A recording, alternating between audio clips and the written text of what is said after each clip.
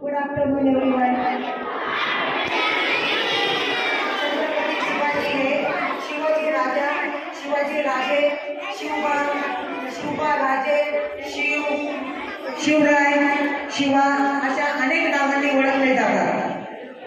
शिवरायाचा जन्मदिवस हा शिवजयंती म्हणून साजरा केला जातो आणि शिवजयंतीच्या या कार्यक्रमाचे आभार प्रदर्शन करण्याची संधी दिल्याबद्दल मी कार्यक्रमाच्या आयोजकांना धन्यवाद देते.